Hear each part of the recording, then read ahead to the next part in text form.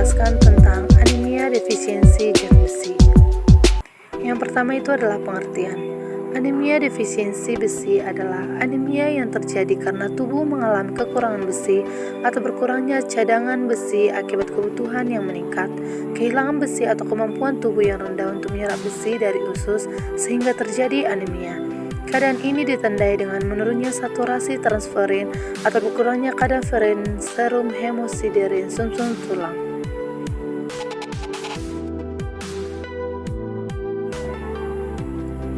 Kebutuhan dan kekurangan besi. Secara fisiologi, kebutuhan besi ini yang pertama meningkat pada bayi terutama prematur, anak pada masa pertumbuhan, wanita selama reproduksi karena kehilangan darah waktu menstruasi. Kebutuhan besi meningkat pada masa kehamilan. Kekurangan besi dapat akibat yang pertama terlalu banyak besi yang dikeluarkan dari tubuh karena pendarahan, yang kedua adalah pengularan hemoglobin atau hemosiderin lewat urin.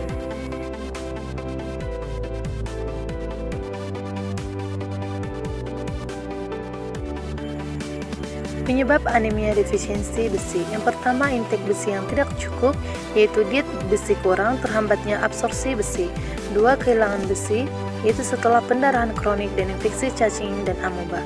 Tiga, menstruasi yang berlebihan, dan yang keempat itu adalah hemoglobinuria. Sekarang kita masuk pada patofisiologi anemia defisiensi besi. Yang pertama itu adalah dari etiologi, menuju cadangan besi menurun, menuju turun ferritin serum, kemudian absorpsi besi naik, kemudian pengecatan besi menurun, menuju cadangan besi kosong, menuju gangguan eritropoiesin, masuk kepada saturasi transferin menurun, kemudian TIBC meningkat, kemudian Fe serum rendah, baru masuk menuju kadar hemoglobin menurun, kemudian anemia mikrositik hipokrom, kemudian menuju anemia defisiensi zat besi, kemudian terlihatlah gejala anemia defisiensi besi.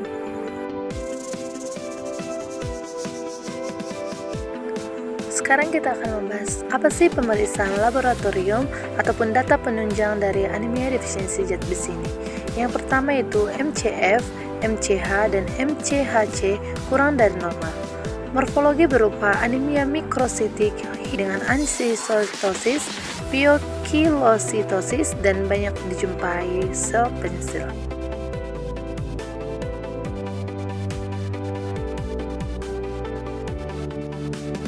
Baik teman-teman, di sini kita akan masuk pada pemeriksaan yang kedua, yaitu sediaan asap darah tepi. Banyak eritrosit dengan akromia sentral yang meluas sehingga berupa cicin. Banyak terlihat eritrosit yang hipokrom, anulosit, terdochos, elipotosit, dan beberapa eritrosit yang polikromatik. Eritrosit pucat hingga melebar sentral polar dan ukuran eritrosit kecil dengan konsentrasi Hb yang rendah.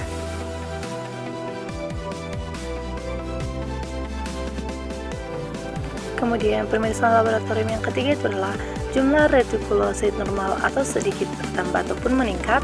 Keempat, jumlah leukosit biasanya normal. Yang kelima, trombosit biasanya meningkat apabila terjadi pendarahan peningkatan menjadi 2 kali dari nilai normal. Yang keenam, Fe serum kurang dari normal. Yang ketujuh, total iron binding capacity atau TIBC biasanya meninggi tetapi bisa juga normal atau bila IBC kurang dari normal atau ada kecenderungan ditemukan hipoalbuminemia. Yang kemudian yang kedelapan yaitu saturasi transferin selalu kurang dari 16%. Demikianlah video yang bisa saya tampilkan. Bila ada kekurangan ataupun kesalahan, saya mohon maaf. Terima kasih.